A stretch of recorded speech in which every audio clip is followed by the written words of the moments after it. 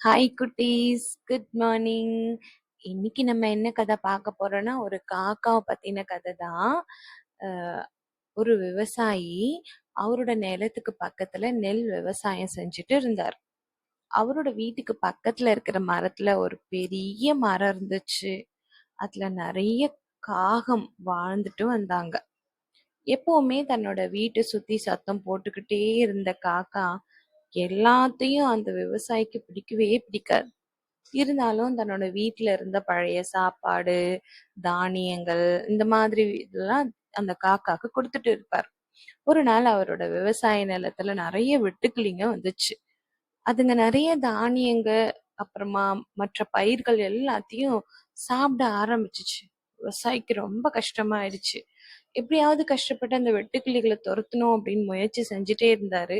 ஆனா நிறைய வெட்டுக்கிளிகள் இருந்ததுனால அவரால் எதையுமே செய்ய முடியல. ரொம்ப வருத்தப்பட்டுட்டாரு விவசாயி. ஒண்ணுமே செய்ய முடியாம வருத்தத்துல அங்கேயே உக்காந்தார். தன்னோட நெல் பயிர்கள் எல்லாமே அந்த வெட்டுக்கிளிகள் சாப்பிடுறத பார்த்து ரொம்ப கஷ்டமா இருந்தாரு.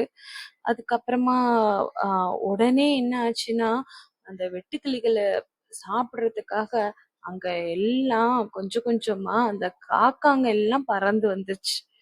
அப்பதான் அந்த காக்காங்க என்ன பண்ணுச்சுன்னா, அந்த வெட்டுக்கிளிகள் எல்லாம் பிடிச்சு சாப்பிட்டுடுச்சு. அப்போ அந்த விவசாயிக்கு புரிஞ்சுச்சு, ஐயையோ நான் இவ்வளோ நாளா தப்பா புரிஞ்சிட்டு இருந்தனே, காக்காங்களை சாப்பாடு கொடுக்காம அதுதான் நாசமாக்குதுன்னு நினைச்சிட்டு இருந்தேனே. ஆனா இன்னைக்குதான் அதுங்க நம்மள காப்பாத்திருக்கு அப்படின்றது புரிஞ்சுக்கிட்டாரு. ரொம்ப சந்தோஷப்பட்டார். அன்னையில இருந்து காக்காவோட சேர்ந்து அவரோட வாழ்க்கையையும் அவர் வாழ ஆரம்பிச்சிட்டார்.